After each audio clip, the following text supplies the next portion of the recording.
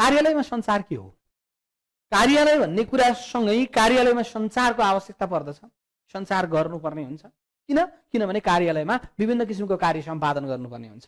कार्यालयबाट विभिन्न किसिमको कार्य सम्पादन गर्नुपर्ने हुन्छ भने त्यो सम्पादन गर्नको निमित्त, त्यसै गरी त्यो सम्पादन गर्नको मार्गनिर्देशन दिनको निमित्त, त्यसै गरी त्यो कार्यालय सञ्चालन गर्नको निमित्त कार्य दिशा बनाउनु पर्ने हुन्छ, कार्य निर्देशन गर्नुपर्ने हुन्छ, कार्यविधि तयार पार्नुपर्ने हुन्छ, कार्ययोजना बनाउनु पर्ने हुन्छ। हो यस्ता कार्ययोजना, कार्यविधि वा निर्णय प्रक्रियाको लागि विभिन्न किसिमको सूचना तथा तथ्याङ्कको आवश्यकता पर्दछ, विभिन्न किसिमको कागजपत्रको आवश्यकता पर्दछ, विभिन्न किसिमको जानकारी वा तथ्याङ्कको आवश्यकता पर्दछ भने त्यस्तो सूचना तथा जानकारीहरू प्राप्त गर्नको निमित्त के को महत्त्वपूर्ण भूमिका रहन्छ? सञ्चारको महत्त्वपूर्ण भूमिका रहन्छ। त्यसैले गर्दा हामीले कार्यालयलाई पनि के भनेका थियौँ? कार्यालय भनेको सञ्चार केन्द्र हो भनेका थियौँ, कार्यालय भनेको सूचना केन्द्र हो भनेको थियौँ भने यहाँ कार्यालयमा सञ्चारको आवश्यकता किन पर्दछ? कार्यालयमा सञ्चार कसरी गर्ने गरिएको पाइन्छ त? कार्यालयमा सञ्चारको प्रक्रिया के रहेको हुन्छ? कार्यालयमा सञ्चार गर्यो भने के फाइदा हुन्छ त? के कारणले गर्दा कार्यालयमा सञ्चार गर्ने गरिएको पाइन्छ त भन्ने विषय प्रसङ्गसँग सम्बन्धित रहेर हामीले के गर्छौँ? कार्यालयमा सञ्चारसँग सम्बन्धित विषयलाई अध्ययन गर्दछौँ। त्यसैले गर्दा अब एकपल्ट हामी के हेरौँ त भन्दा कार्यालयमा सञ्चार कसरी हुन्छ त, वा के गर्ने गरिएको पाइन्छ जसको माध्यमबाट कार्यालयमा सञ्चार हुन्छ भनेर बुझ्नुपर्ने हुन्छ। सामान्यतया के हुन्छ भने कुनै पनि कार्यालयमा सञ्चार हुनको निमित्त विभिन्न सूचना तथा जानकारीको आवश्यकता चाहिन्छ, सूचना तथा जानकारीको आवश्यकता पर्दछ, सूचना जानकारीहरू चाहिन्छ, तथ्याङ्कहरू चाहिन्छ। त्यसैले गर्दा सबैभन्दा सुरुमा हामीले के गर्छौँ भन्दा सूचना तथा जानकारीहरूको सङ्कलन गर्ने गर्दछौँ। सङ्कलन गर्ने गर्दछौँ वा के सिर्जना गर्दछौँ। कुनै सूचना तथा जानकारीहरू सिर्जना गर्नुपर्ने हुन्छ, कुनै सूचना तथा जानकारीहरू सङ्कलन गर्नुपर्ने हुन्छ, प्राप्ति गर्नुपर्ने हुन्छ। त्यस्ता सूचना तथा जानकारी सङ्कलन गरिसकेपछि अब हामीले के गर्नुपर्छ भन्दा सम्बन्धित व्यक्ति वा स्थानबाट यो को त्यसो भए यो सूचना सङ्कलन गर्दैछ वा प्राप्ति गर्दैछ, सिर्जना गर्दैछ भने यो भनेको के हो भन्दा प्रेषक हो भन्छौँ। प्रेषक हो अरे, जसले सूचना जानकारी अर्को ठाउँसम्म पुर्याउने काम गर्दछ भनेर भन्न सकिन्छ। यो प्रेषकले त्यो सूचना तथा जानकारी सङ्कलन गरिसकेपछि अब प्रापक को हो, कसलाई हामीले पठाउनु पर्ने हो भन्ने कुरा थाहा पाउनु पर्ने हुन्छ। त्यसो भए म यहाँ लास्टमा एउटा अर्को मान्छे बनाइदिन्छु, मान्छे जसलाई हामी के भन्छौँ भन्दा प्रापक हो भनेर बुझ्न सक्छौँ। त्यसो भए सूचना तथा जानकारीहरूलाई पठाउनको निमित्त माध्यमको आवश्यकता पर्दछ। यो के हो? माध्यम हो। यो के हो त? माध्यम हो।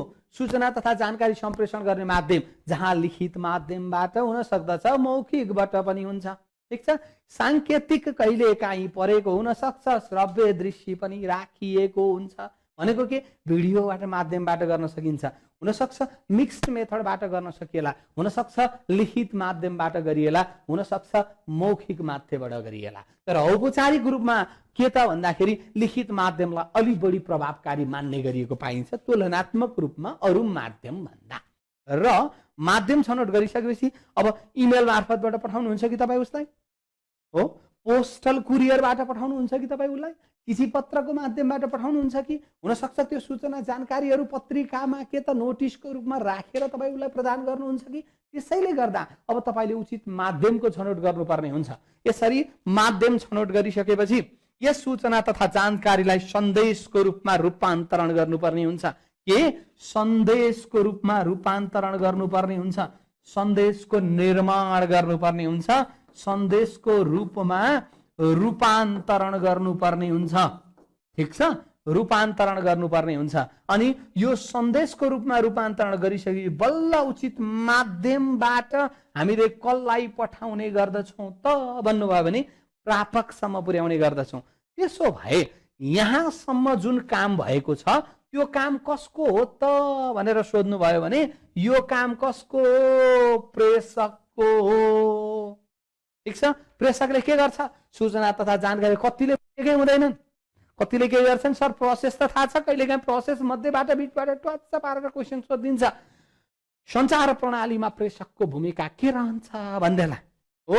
त्यसैले गर्दा के त भन्दा यही प्रक्रियाभित्र हेरेर यही सञ्चारको माध्यमको छनौट गर्दै प्रापकसम्म सन्देश जुन पुर्याउने प्रक्रिया गर्छौँ त्यसैमा प्रेषकको भूमिका हुन्छ, जसले सूचना तथा जानकारी तथ्याङ्क विश्वसनीय भरपर्दो सूचना जानकारी सङ्कलन गर्नुपर्छ, सिर्जना गर्नुपर्ने हुन्छ, उचित माध्यमको छनौट गर्नुपर्ने हुन्छ, प्रापकको तपाईको आइडेन्टिफाई गर्नुपर्ने, पहिचान गर्नुपर्ने हुन्छ, सन्देशको रूपमा रूपान्तरण गर्नुपर्ने हुन्छ सूचना तथा जानकारीलाई। हो, यसरी काम गरिसकेपछि अब के गर्ने त भन्दा अब फेरि अर्को काम आयो। के काम आयो भन्दा अब यसले के त भन्दा प्राप्त गर्नुपर्ने हुन्छ, सन्देश प्राप्त गर्नुपर्ने हुन्छ। ठीक छ, सन्देशलाई प्राप्त गर्ने, प्राप्त गरिसकेको पछि सन्देशलाई फेरि के गर्ने, अनुवाद गर्ने। अनुवाद गर्ने केमा अनुवाद गर्ने भन्दाखेरि त्यसलाई फेरि इन्फर्मेसनको रूपमा, सूचना जानकारीको रूपमा अनुवाद गर्नुपर्ने हुन्छ। अनुवाद गर्छौं जसलाई यहाँ इन्कोडिङ, यसलाई के डिकोडिङ भनेर पनि अंग्रेजीमा भन्ने गर्दछन्। ठीक छ, अनुवाद गर्ने, के गर्ने रे, अनुवाद गर्ने। अनुवाद गरिसकेपछि यसले के गर्नुपर्छ, बुझ्नुपर्छ वा बुझाइराख्नुपर्छ, अन्डरस्ट्यान्ड गर्नुपर्छ। हो, बुझाइराखिसकेपछि आवश्यकता अनुसार त्यसलाई कार्यान्वयनमा लिएर जान पनि सकियो, काम कसरी गर्न सकिन्छ वा अगाडि कार्य के को लागि सूचना तथा जानकारी सम्प्रेषण गरिएको त्यसैको लागि अगाडि बढाउन पनि सकियो। अन्यथा के भन्दाखेरि यसलाई फेरि सँगै यो जुन प्रेषक छ त्यसलाई पृष्ठपोषण भन्छौं। के दिने रे, पृष्ठपोषण भन्छौं। सल्लाह सुझावहरू दिने, के उनीहरूलाई के भयो, त्यसमा के कमी कमजोरी वा उसले नबुझेको हुन सक्छ वा फर्दर रेस्पोन्स दिने हुन्छ, म गर्छु भन्ने कुरा होला वा यति भएमा म गर्छु भन्ने कुरा होला। यस्ता विभिन्न कारणहरूले गर्दा त्यो सूचना तथा जानकारीको के त भन्दा अगाडि त के कार्यार्थको लागि, बोधार्थको लागि विभिन्न किसिमको हुन सक्छ। त्यस्ता कुराहरू गर्नको लागि के गर्नु पर्यो, पृष्ठपोषणको आवश्यकता पर्दछ, जसले कम्युनिकेसन सिस्टमलाई, सञ्चार प्रणालीलाई अझ प्रभावकारी बनाउँदछ, दोहोरो सञ्चार प्रणालीलाई बनाउँदछ, जसले प्रभावकारी भूमिका निर्वाह गर्छ। त्यसको औचित्य र त्यसको के त भन्दा उपयोगिता अझ बढी प्रभावकारी बनाउन सक्दछौं। त्यसैले गर्दा हामीले के बुझ्नुपर्ने हुन्छ भने अब पृष्ठपोषण कसलाई दिने त भन्दा प्रापकलाई, के रे प्रेषकलाई दिनुपर्ने हुन्छ। यसरी सञ्चारको प्रक्रिया हुन्छ, यसरी सञ्चार गर्ने गरिएको पाइन्छ। यो सञ्चारले के हुन्छ हेर्नुस् है त, यो सञ्चारले के हुन्छ भने कार्यालयमा प्रभावकारी रूपमा कार्य सम्पादन गर्न। अब एउटा कुरा ब्रोडली कन्सेप्टबाट सोध्नुस् है, ब्रोड एकदम बृहत रूपमा आफ्नो दिमागलाई बनाएर टाउको ठुलो बनाउनु भनेको चाहिँ होइन नि, बृहत रूपमा आफ्नो दिमागलाई बनाउनु। कार्यालयमा के हुन्छ होला भन्दा कार्यालयमा सूचना तथा जानकारीको माध्यमबाट विभिन्न किसिमको योजना निर्णय बनाउन सकिन्छ होला। कार्यालयमा सूचना तथा जानकारीको माध्यमबाट कार्य निर्देशनहरू अगाडि बढाउन सकिन्छ होला। कार्यालयमा सूचना तथा जानकारीको माध्यमबाट हामीले के गर्न सक्छौं, विभिन्न किसिमको गतिविधिहरूलाई सुपरभिजन, मोनिटरिङ गर्न सक्छौं वा के गर्न सक्छौं, नियन्त्रण गर्न सक्छौं। त्यसैले गर्दा व्यवस्थापकीय तथा प्रशासनिक क्रियाकलापलाई प्रभावकारी रूपमा सम्पादन गर्नको लागि पनि के चाहिन्छ, कार्यालय सञ्चारको आवश्यकता पर्दछ। त्यसैगरी यस्ता सञ्चारहरू विभिन्न माध्यमबाट सञ्चार भएका हुन्छन् भने त्यो सञ्चारलाई अभिलेखको रूपमा पनि जानकारी सूचनालाई अभिलेखको रूपमा राख्न सकिन्छ, जसले गर्दा औपचारिकता प्रदान गर्छ। भोलि गएर कानुनी उपचार खोज्न सकिन्छ, भोलि गएर त्यसको माध्यमलाई रेफरेन्स लिएर के गर्न सकिन्छ, भविष्यका विभिन्न किसिमका क्रियाकलापहरू गर्नको निमित्त प्रभावकारी रूपमा सम्पादन गर्नको निमित्त महत्त्वपूर्ण योगदान निर्वाह गरेको हुन्छ। यस अर्थमा पनि कुनै पनि संस्थामा कार्यालय सञ्चालनको सञ्चारको महत्त्वपूर्ण भूमिका रहेको हुन्छ। कार्यालय सञ्चालन गर्न, योजना गर्न, निर्णय गर्न, पूर्वानुमान गर्न, विभिन्न किसिमको तपाईको चाहिँ के कार्य सम्पादनहरू गर्नको निमित्त साथै के भन्दा नियन्त्रणात्मक क्रियाकलापहरू हुन सक्ला। त्यस्ता क्रियाकलाप गर्नको निमित्त पनि महत्त्वपूर्ण भूमिका निर्वाह गरेको पाइन्छ। किनभने यहाँ सूचना तथा जानकारी सङ्कलन गर्ने, सिर्जना गर्ने, सम्बन्धित के त भन्दा प्रापकसम्म त्यो सूचना जानकारीहरूलाई उचित माध्यमबाट सम्प्रेषण गर्ने गरिएको पाइन्छ। त्यसैले गर्दा के हुन्छ भन्दा कार्यालय सञ्चारमा नहुने चिजमध्ये पर्दछ भनेर भन्न सक्दछौँ। सँगै फेरि रिपिट गरौँ। सोच्नुहोस् त तपाईँ एउटा कुरा, अन्त नजानु न, तपाईँको घरमा 5 जना, अब 5 जना भने तर यसरी औँला देखाएँ 4 जनालाई, ठिक छ, 4 जना तपाईँ परिवार हुनुहुन्छ। 4 जना परिवारमा परिवार एउटा सञ्चालन गर्नको लागि पनि तपाईहरू बीचमा छलफल हुनुपर्छ कि पर्दैन? तपाईहरू बीचमा संवाद हुनुपर्छ कि पर्दैन? तपाईहरू बीचमा के भइरहेको छ घरमा भन्ने कुरा सम्बन्धित व्यक्तिले जानकारी राख्नुपर्छ कि पर्दैन? पर्छ होला नि त।